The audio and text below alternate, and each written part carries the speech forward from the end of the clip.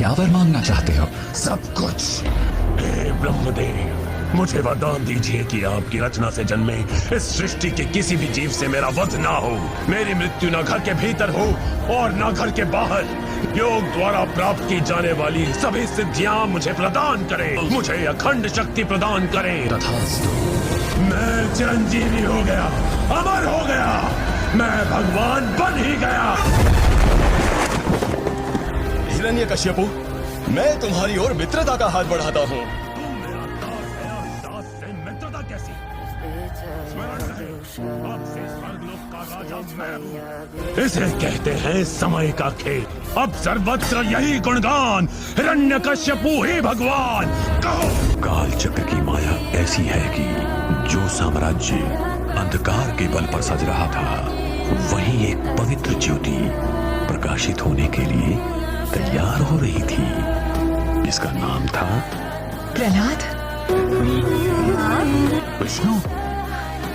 राजकुमार, हमारे भगवान आपके पिता हिरण्यकश्यप हैं। विष्णु आपसे मिलने कभी नहीं आएंगे राजकुमार। आप सही कह रहे हैं, मैं एक असुर हूँ। कदाचित मैं इस योग्य ही नहीं कि मुझे उनके दर्शन हो, परंतु भक्ति कुल नहीं, हृदय का विषय है। प्रहलाद, मेरे पास आओ पुत्र।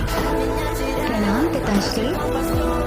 नन्हे राजकुमार के विवेक और सामर्थ्य की एक छोटी सी परीक्षा ली जाए। राजा कौन है? पिताश्री, राजा वो है जो निष्पक्ष होकर न्याय करे, जो प्रजा को अपनी संतान मानकर उसके सुख में सुखी हो और दुख में दुखी। राजा वो है जो केवल राज्य पर नहीं, अपितु अपनी प्रजा के हृदयों पर भी राज करता हो। एक राजा का प्रथम कर्तव्य ये है कि वो अपनी प्रजा को उस महापुरुष की शरण लेने को प्रेरित करे, सृष्टि के पालनहार की भक्ति करने को प्रोत्साहित करे, जो कि भगवान विष्णु है।